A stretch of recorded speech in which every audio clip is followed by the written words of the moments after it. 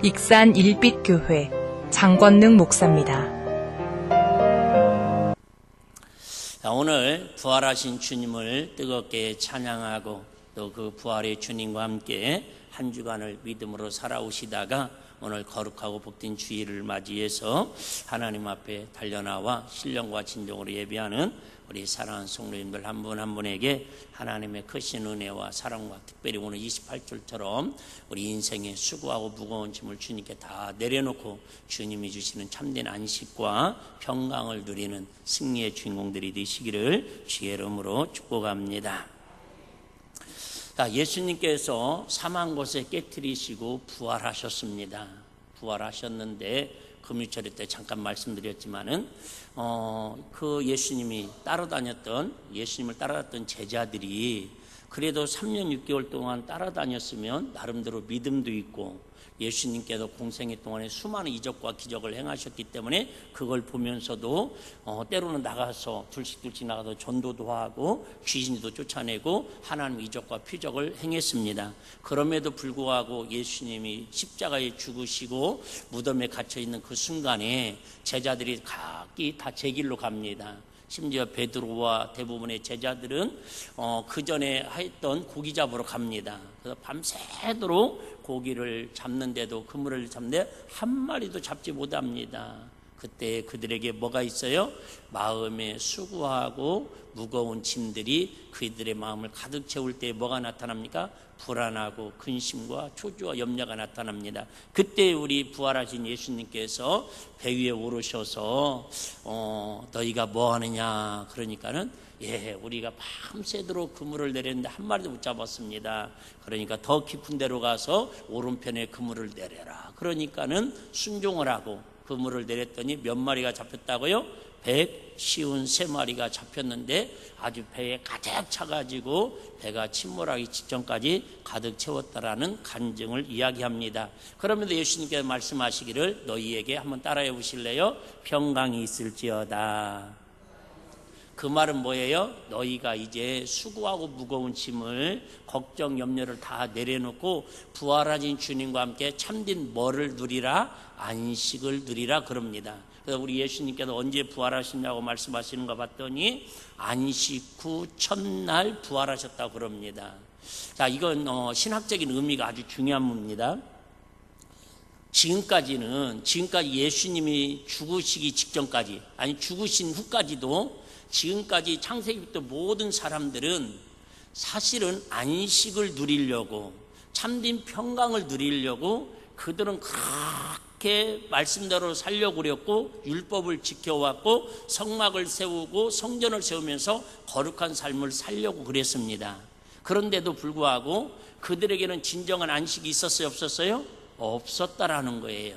그래서 그들은 안식일을 우리 하나님 말씀하신 거예요. 일곱째 날은 6일 동안은 모든 것들을 만드시고 일곱째 날은 쉬시면서 내도 안식하니 하나님도 안식하니 너희도 뭐 할지니라? 안식할지니라. 그래서 우리 하나님이 우리에게 주시는 최고의 선물은 뭐예요? 안식입니다. 안식. 자, 심지어 우리가 잘 아는 것처럼 조금 오늘은 어려운 건 아닌데 성경은 전체적으로 한번 이렇게 역사를 한번 간략하게 정리해 드리겠습니다. 하나님께서 우주 만물을 창조하시고 일곱째 날에 쉬시면서 너희가 안식하라고 그랬는데 에덴 동산에서 이제 아담과 하와가 정말 안식을 했습니다. 안식이라는 건 뭐예요? 여러분 예를 들면 꼭 안식이라고 해서 잠만 자는 것을 안식이라고 하지 않습니다. 그것은 잠만 푹 자는 건 뭐라고 그래요? 숙면이라고 합니다. 숙면. 어떤 사람은 안식을 막 예를 들면 수영장에 가서 자기 좋아하는 수영장 선수 말고요 막 열심히 수영하고 하면서도 와서는 뭐 했다고 그래요? 나는 참 그저 안식을 했다고 그럽니다. 어떤 사람은 막 예를 들면 학생들 같은 경우는 막 게임을 합니다. 그 우리가 볼 때는 저거 눈 아프고 막 손가락 아프고 막 힘들 것 같은데 그게 자기들은 뭐 하는 거예요? 쉼을 누리는 거예요. 쉼을 누리는 겁니다. 그래서 아담과 하와가 에덴 동산에서 마음껏 먹고 마시고 하나님을 찬양하고 쉼을 누립니다. 안식을 합니다. 그런데 우리가 잘 아는 것처럼 뱀의 유혹에 의해서 선악과를 따먹고 에덴들을 쫓겨남으로 그때부터 뭐가 시작됩니다? 죄가 시작됩니다. 얼마 되지 않아서 이제 큰아들 가인이 아벨을 백주 대낮에 돌로 쳐 죽이는 살인사건이 일어납니다. 그래서 이제 죄악이 막 관영해집니다. 하나님께서 인간 지심을 한탄해가지고 인간을 홍수로, 물로 심판해서 쓸어버리겠다라고 약속을 하십니다. 물론 지금이 말세지말이라고 그럽니다. 근데 그때 창세 하나님께서 만드셨던 그 시대나 지금이나 어떤 게 더 죄악이 관영하냐 그러면은 제가 볼 때는 거기서 거기입니다. 다시 얘기합니다. 오해하지 마 들으세요. 이쪽 편 저쪽 편 아닙니다. 여러분 지금 선거의 가장 핵심 이슈가 뭐예요? 경제입니다. 경제. 잘 먹고 잘 살게 해달라고. 근데 우리 모르겠어요. 저는 그렇게 생각을 합니다.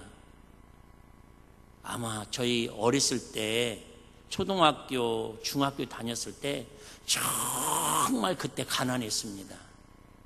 제가 아무리 이렇게 얘기해도 저보다 10살, 20살 더 드신 분들은 우리나라의 가장 보릿고개라고 하는 가난한 시대를 살 수밖에 없었던 시대입니다.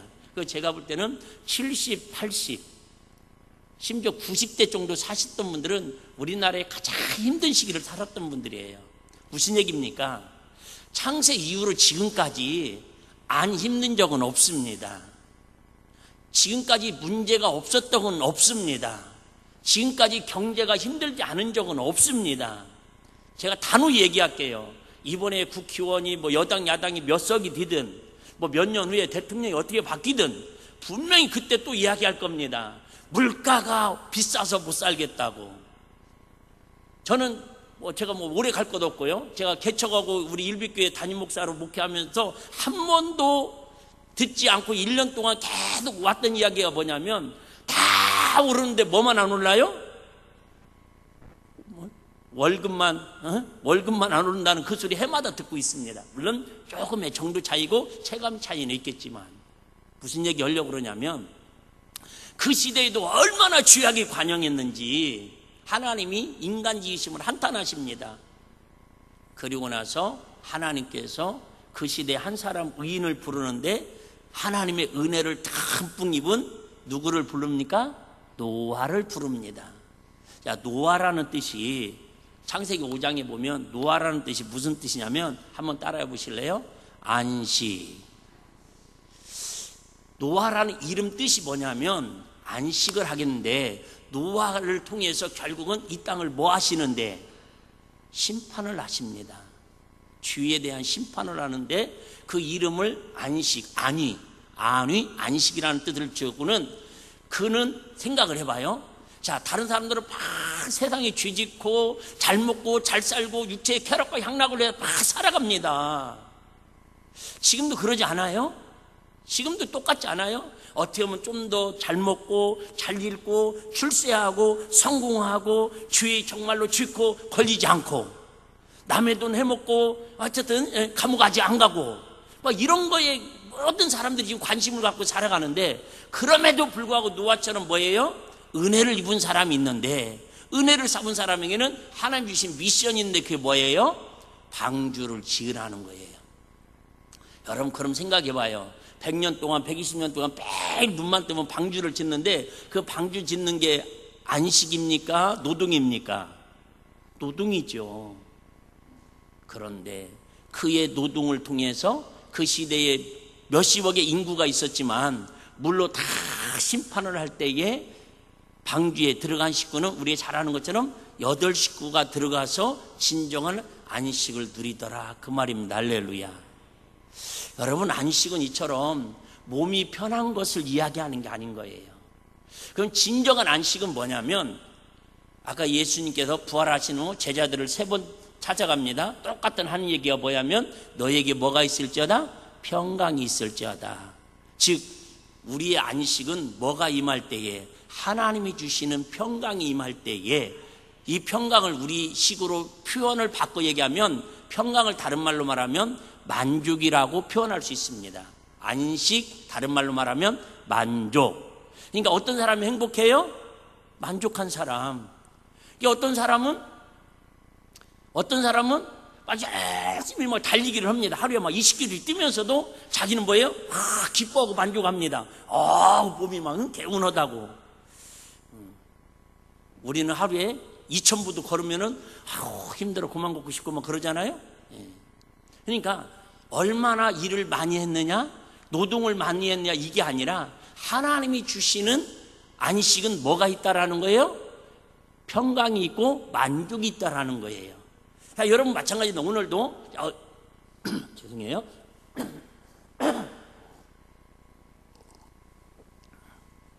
자, 오늘도 이렇게 와서 예배를 드리면서 어떤 분들은 똑같은 환경이지만은 은혜를 받았다고 막 뭔가 마음의 뿌듯함을 가지고 돌아가는 분들이 계실 거예요. 찬양을 통해서든 기도를 통해서든 말씀을 통해서든 아니 이제 주방 가서 식사를 하시든 어쩌든 또 보고 싶은 사람하고 인사하면서 어떤 부분에 막 은혜를 받았다고 가슴 뿌듯하게 가는 분들이 있을 거예요. 오다가 꽃을 받든 그건 뭐였다라는 거예요? 내가 원하는 게 뭐가 됐다는 거예요? 만족이 있다라는 거예요. 만족이. 그런데 결론 먼저 말씀드리면, 자, 수고하고 무거운 짐진 자들아, 수고하고 무거운 짐진 자들은 만족이 있다라는 거예요? 없다라는 거예요? 없다라는 거예요. 만족이 없다라는 거예요. 왜? 수고하고 무거운 짐진 자들은 늘 어깨가 푹 처져가지고 일을 안 해도 여러분 힘든 사람이 있어요. 여러분 돈이 많아도 힘든 사람이 있고, 여러분 명예, 권력, 쾌락, 향락 다 가지고 살면서도 힘든 사람이 있어요. 수고하고 무거운 짐을 진 것처럼 힘든 사람이 있더라고요. 그 사람을 오늘 전문 용어로 뭐라고 하냐면, 한번 따라 부르세요. 멍에를 진 사람. 멍에라고 하는 것은 예전에, 지금은 이제 이렇게 트랙터가 논밭을 갈지만은 예전에는 이게 소를 통해서 이게 구름마나 소를 통해 농사일을 할 때에 약간 기역자로 돼가지고 소 여기에다가 딱 걸면요, 하여튼 막 으랴쩌쩌쩌쩌 하면은 소가 멍에에다가 딱 줄을 걸어가지고 하면은 가면은 쓰레가 다 쓸리고 구름마가 따라갑니다. 무슨 얘기예요? 목줄 같은 거예요. 목줄 같은 거. 이 넥타이 같은 거. 넥타이 끌고 가면 다 딸려가잖아요. 멍에라는 거예요. 멍에. 무슨 얘기냐면 우리 인생에 다 멍에가 있다라는 거예요. 김수희의 멍에도 있잖아요. 아닌가? 난 노래는 잘 모르니까. 우리 인생에 멍에가 있는데 그 멍에를 오늘 뭐라고 이야기하냐면 이런 얘기예요. 다시 조금 몇 주 전으로 돌아갑니다. 잘 따라왔으면 좋겠는데, 자, 예수님께서 지금 마태복음 5장부터 시작됐어요. 예수님께서 산상수훈에서 하나님 나라의 복음을 증거합니다. 쭉 이런저런 이야기를 하는데 오늘 본문에 보니까 이 하나님의 나라에 대해서 복음을 전하는데, 자, 어디를 보시냐면 25절 제가 한번 읽겠습니다. 25절. 자, 그때에 예수께서 대답하여 가라사대 천지의 주제이신 아버지여, 이것이 뭐예요? 하나님 나라예요. 자, 하나님 나라, 지혜롭고 슬기 있는 자들에게는 숨기시고. 자, 그럼 여기서 지혜롭고 슬기로운 자들은 왜 숨길까요? 다시 얘기하면 이 본문 문맥을 보면 여기서 지혜롭고 슬기로운 사람들은 어떤 사람이에요? 하나님에 대해서 지혜롭고 슬기로운 사람이 아니라 지금까지 말씀드렸잖아요. 세상의 율법으로, 그리고 교계 지도자들, 그렇게 이제 입이 닳도록 너무 많이 해가지고 하여튼 천국 가면 제가 또 민망해도 그분들 만나면 피해 다녀야 할 것 같아요. 대제사장, 서기관, 바리새인들, 자기들 나름대로 율법을 능통한 사람이고 종교 지도자들이라고 하는 그들은 뭐예요? 자기들이 생각할 때는 지혜롭고 슬기로운 사람들이에요. 왜? 성경을 달달달 꿰고 있으니까. 자, 그들에게는 하나님은 도리어 뭐예요? 하나님의 나라를 숨기시고, 자, 어린아이들은 나타내심을 뭐예요? 감사하나이다. 자, 그러면 여기 지혜롭고 종교 지도자들하고 어린아이들의 차이는 뭐냐면, 어린아이들은 우리가 아는 것처럼 순진하고, 제일 중요한 건 어린아이는 제일 특징이 뭐예요? 무조건 누구만 찾아요? 엄마. 놀래서 어머나가 아니라 엄마. 자, 다시 얘기합니다. 어린아이는 누구만을 의지할 수밖에 없어요? 엄마를 의지하듯이 어린아이 같은 신앙이라는 것은 자, 세상 의지하지 않고 세상 어떤 것도 의지하지 않고 오직 누구만 의지한다라는 거예요. 하나님만 의지한다, 그 얘기예요. 하나님만 의지하는 사람을 어린아이 같은, 근데 어린아이라고 그래서 뭐 발음만 어리냐고 뭐 그게 아니라는 거죠. 그럼 바꿔 얘기할게요. 자, 지혜롭고 슬기로운 사람들은 종교 지도자들인데 이 사람들이 결국은 지금 어떤 사람들이에요? 수고하고 무거운 짐진 자들이라는 거예요. 물론 수고하고 무거운 짐은 이 세상이 다 수고하고 무거운 짐을 이야기하지만 지금 여기 문맥상 해석은 지금 수고하고 무거운 짐진자들은 누구를 얘기하는 거예요? 종교 지도자들을. 자기들은 뭐라고 생각하는데 슬기롭고 지혜롭다고 생각하는데 수고하고 무거운 짐을 져가지고 허우적거리고 있다라는 거예요. 왜 그래요? 한번 따라해 보실래요? 교만, 자만. 이해되십니까? 지금 바리새인 서기관들이 메시아로 오신 예수 그리스도가 나의 죄를 위해서 십자가에 필려 죽으셨다고 그분을 어린아이처럼 뭐 하면 되는데요? 받아들이고 그분을 의지하고 마음으로 모셔드리면 되는데 이들은 계속 오신 메시아를 뭐예요? 자기들 스스로 율법을 지켜서 의로워진다고 생각하고 자기들 스스로 어떤 계명을 더 잘 지킴으로 말미암아 자기들이 의로워진다라고 교만해져 있다라는 거예요. 진짜 교만은 무슨 교만이에요? 영적 교만이라는 거예요. 영적 교만. 근데 교만에 나타나는 특징이 몇 가지가 나타나요. 그 중에 하나가 거짓말로 나타납니다. 왜요? 마귀는 거짓의 아비라고 그러잖아요. 다시 얘기합니다. 묻자고 하는 얘기예요. 다시 얘기합니다. 저는 여러분 내일 모레 선거 날인데 여러분 기도하면서 꼭 찍고 싶은 사람 찍으십시오. 근데 제가 이렇게 잘 뉴스는 안 봅니다. 볼 때마다 괜히 쥐 짖는 것 같아가지고 괜히 보면 뭐 쥐 짖잖아요. 그럼 또 회개해야 하잖아요. 그래서 힘들어서 요즘은 뉴스 잘 안 보는데 그냥 어쩔 이게 안 보려도 보여지는 거 있잖아요. 오늘 아침에 잠깐 이렇게 설교 준비하면서 이렇게 잠깐 한번 검색을 해보니까 소고기를 먹었는데 무슨 삼겹살을 먹었다고 그걸 가지고 또 막 거짓말을 했네 안 했네 모르겠어요.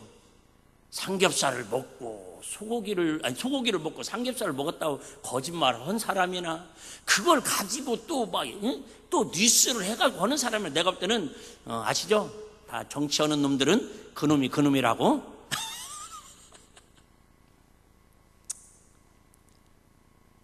어떻게든지 할 얘기가 뭔 얘기 하려고 하면 어떻게든지 마귀는요 상대방의 약점을 잡으려고 그러고 어떻게든지 마귀는 또 우리를 뭐예요? 교만하게 만들어서 거짓말로 자기가 최고라는 것을 자꾸 드러내려고 합니다. 정치도 결국 뭐예요? 내가 이 지역의 최고 지도자라는 거 아닙니까? 내가 최고 적임자라는 거 아닙니까? 근데 여러분 하여튼 그건 그래 결려는 게 아니라 그게 어쨌든 지금 영적으로 보면 마귀의 속성이라는 거예요. 뭐가요? 교만이. 자, 우리 한번 성경적으로 오랜만에 한번 읽어보겠습니다. 자, 우리 이사야 14장 12절에 15절 마귀의 속성입니다. 자, 마귀는 이런 뜻이 있어요. 너 아침의 아들 계명성이요 어찌 그리 하늘에서 떨어졌으며 너 열국을 엎은 자여 어찌 그리 땅에 찍혔는고. 한마디로 말하면 지금 그죠? 그 계명성이라고 하늘에 있는 별이에요. 별, 큰 별. 그 계명성이 하늘에 있어야 하잖아요. 반짝반짝 별은 반짝반짝 하늘에 있어야 하는데 이 별이 어디로 떨어졌대요? 땅으로 꽉 찍혔대요. 별똥별이 됐다라는 거예요. 그 이유를 지금 설명하는 거예요. 자, 13절. 내가 내 마음에 이르기를. 자, 계명성은 별인데 실제로 별이 떨어졌는데 뭐를 표현하는 거예요? 비유를 통해서 지금 이게 설명하는 거예요. 계명성이 지금 별이 말했다는 게 아니라 자, 마귀의 타락의 역사를 이야기하는 겁니다. 내가 내 마음에 이르기를 내가 하늘에 올라 하나님의 무별 위에 나의 보좌를 높이리라. 내가 더 높다 이거예요. 내가 더 잘났다 이거예요. 내가 더 훌륭하다 이거예요. 물론 진짜 훌륭한 사람이 훌륭하면 좋죠. 자, 내가 북극 지피 산 위에 자정하리라. 가장 높은 구름에 올라 지극히 높은 자, 여기서 지극히 높은 자가 누구예요? 하나님이 하나님하고 비교하겠다라는 거예요. 근데 출애굽기 3장 14절에서 모세가 하나님께도 호렙산의 떨기 가운데 나타나가지고 바로에게 가가지고 출애굽시켜라 그러니까 아이고 나는 무덥니다 막 그러니까는 누가 보냈다고 그럽니까? 그러면 하나님이 보냈다고 그래요. 아이고 바로왕이 하나님이 누군지 모릅니다. 하나님이 누구냐고 물어보면 뭐라고 대답합니까? 그때 이렇게 얘기하잖아요. 뭐라고 얘기했다고요? 하나님은 스스로 계시는 자니라. 스스로. 이게 쉽게 말하면 뭐예요? 하나님은 비교할 사람이 있다 없다라는 거예요? 없다라는 거예요. 그런데 마귀는 하나님하고 한번 비교해 보겠다라는, 이게 뭐예요? 교만이라니까. 15절. 그러나 이제 내가 음부의 구덩이의 맨 밑에 뭐째요? 빠치오리라. 이게 뭐예요? 마귀를 상징하는 겁니다. 그 마귀의 특징은 뭐라고요? 교만입니다. 교만이 여기서 근데 막 쿠데타 일으키고 막 무력하고 뭐 이렇게 데모하고 막 싸우고 그런 거 아닙니다. 단지 뭐 했을 뿐인데 마음으로.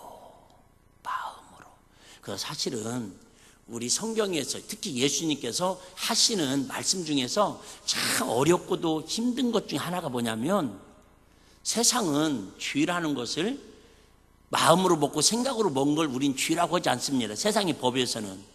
그런데 마음으로 먹고 생각을 했던 것을 행동으로 옮겼을 때, 죄가 표현으로 나타났을 때에 그걸 가지고 경찰에 신고하거나 법원에 이제 재판을 받거나 감옥에 갑니다. 근데 우리 예수님은 뭐라고 그러세요? 마음으로 의묵을 품는 것도 가늠하는 것이고, 마음으로 다른 사람 것을 그죠? 탐심을 해도 그게 도적질이라는 거예요.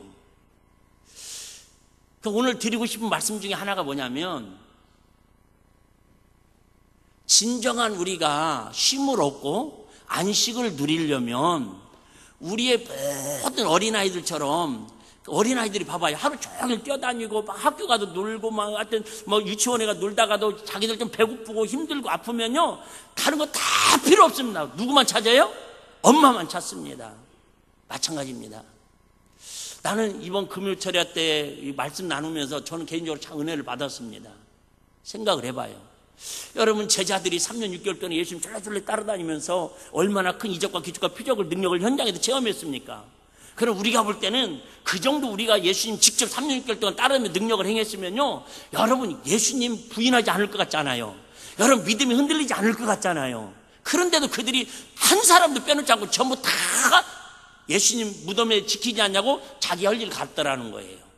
심지어 뭐예요? 서로 모여가지고 벌벌벌벌 떨고 있을 때 예수님 가운데 서서 가라사대 그 말씀하시잖아요. 고기 잡으러 가시고 예수님이 얼마나 실망할겠어요. 얼마나 예수님께 아우 저것들을 제자라고 아우 막 나타나서 막, 야 내가 1년 전에 얘기했냐? 3일 전에 얘기했잖아. 3일 전에 그냥 얘기했냐? 내가 너희들 발시켜주면서, 내가 예수님의 피와 살을 먹고 마시면서 영혼토록 기념하라 말씀하면서, 내가 겟세마네에서 땀바로 핏바람도 같이 기도하면서, 내가 신의 그저 골고다 언덕에서 땀 흘려 피 흘려 죽으면서, 내가 너희를 위해서 아버지의 뜻대로 해달라고 그렇게까지 애걸복걸하면서 피 흘리면서 내가 부활한다고 그렇게 너에게 외쳤건만 3년이 지났냐 10년이 지났냐, 단 3일도, 그것도 정확히 말하면 거의 몇 시간도 되지 않아요. 48시간 좀 더 돼, 날짜로 치면, 시간으로 치면. 그런데 그 50시간도 안 돼가지고 세상에 그 부활하신 예수님 말씀 망각하고 가서 그러고 고기 잡고 있냐?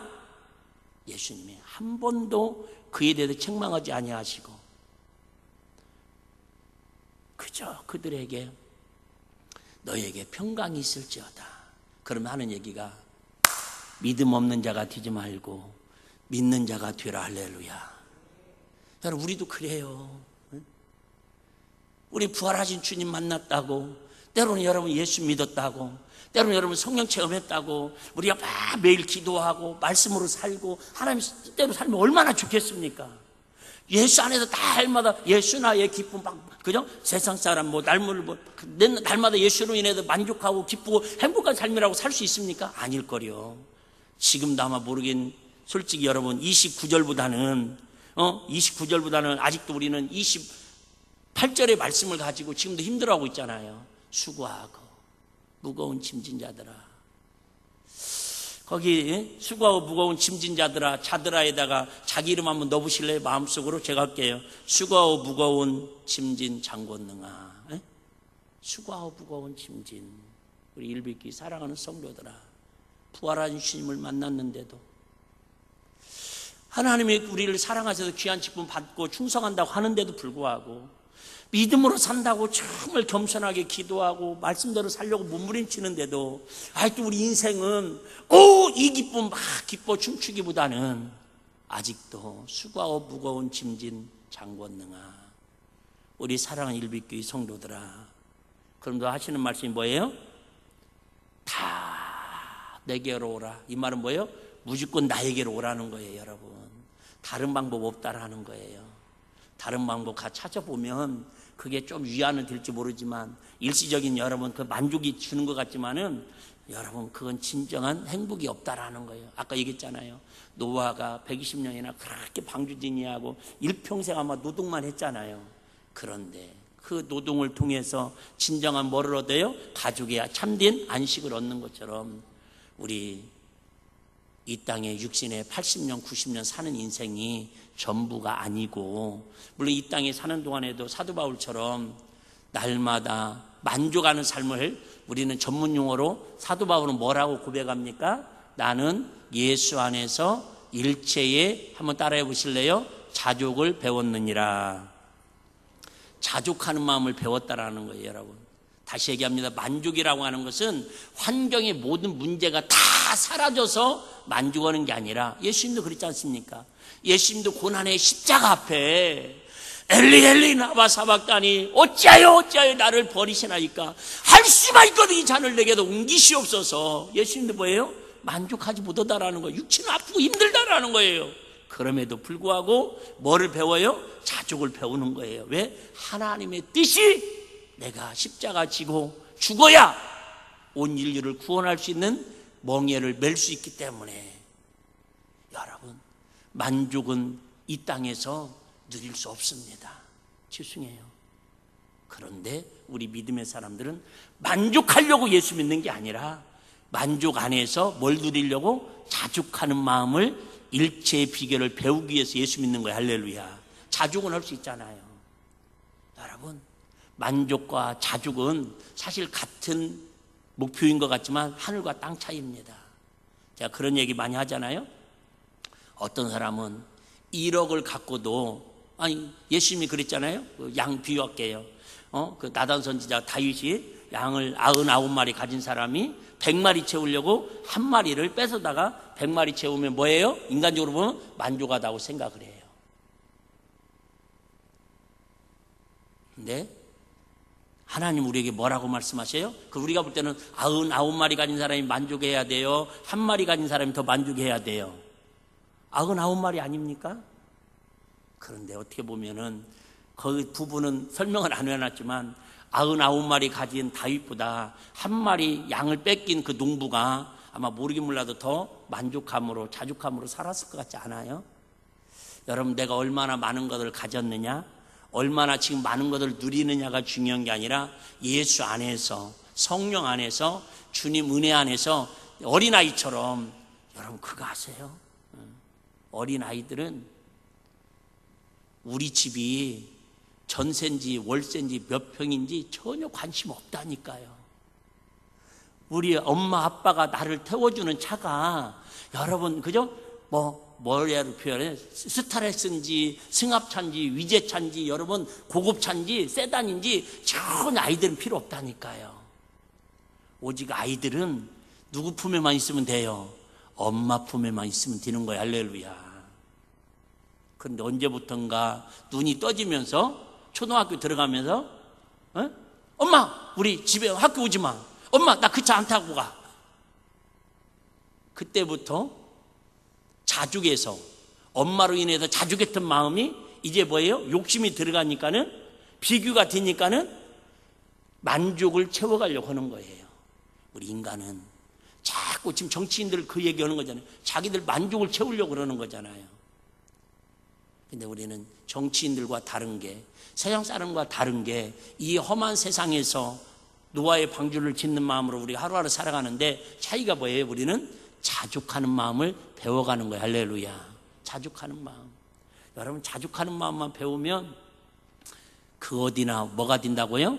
하늘나라가 되는 거예요. 이 자족한 마음을 줬기 때문에 한국 교회도 그나마 교회가 그래도 유지될 것 같아요. 제가 볼 때는 그런 생각하잖아요. 이왕이면 정말 막 큰 교회, 시스템도 잘 되는 교회, 그런 교회를 다 갈 것 같잖아요. 왜? 만족이 있으니까 거기에는. 근데 하나님은요, 만족한 교회를 하나님이 지금 찾는 게 아니라 심령 위롭고 힘들 때마다 주님으로 인해서 내 마음을 위로해주고 멍에를 대신 매주시는 예수님의 사랑을 느끼게 해서 행복감을 가지고 자족한 마음을 채워주는 그런 교회, 그런 말씀, 그런 은혜가 있기를 원하는 줄로 믿습니다. 여러분 가정도 마찬가지잖아요. 여러분 솔직히 자녀들에게 여러분 큰 소리 칠 수 있습니까? 그런데 우리가 그 자녀들에게 만족을 줄 수 있는 것은 그들이 원하는 걸 다 주는 게 아니라 뭐예요? 자족할 수 있는 유일한 힘은 뭐밖에 없어요? 예수밖에 없잖아요. 예수님밖에 없잖아요. 그래서 오늘 멍에라는 말은 다른 말로 말하면, 다른 말이 아니라 본문의 원뜻은 하나님의 뜻이란 뜻이에요. 멍에를 메라, 이 말은 하나님 뜻. 자, 한번 29절 한번 보겠습니다. 29절. 자, 나는 마음이 온유하고 겸손하니 나의 멍에를 메고. 자, 여기서 예수님의 멍에를 맨다라는 건 하나님의 뜻을 배우고 하나님의 뜻대로 순종하라, 그 얘기입니다. 자, 하나님의 뜻을 메고 내게 배우라. 그러면 너희 마음을 뭘 얻으리니? 쉼을 얻으리니. 즉 안식, 자족한 마음을 얻으리니. 자, 30절 읽고 정리하겠습니다. 이는 내 멍에는 쉽고 내 짐은 뭐예요? 가벼우니라. 그래요, 여러분, 우리 인생에 다 짐이 있어요.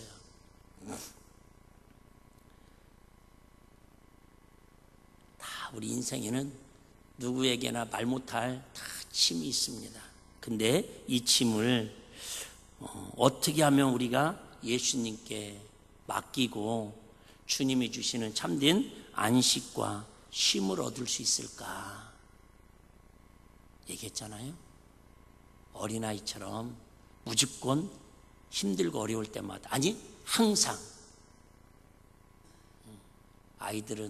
애기들은 그냥 돈만 뜨면 엄마예요, 엄마. 어쩌다 한번 아빠 찾는데요. 아빠, 엄마 어디 가셨어?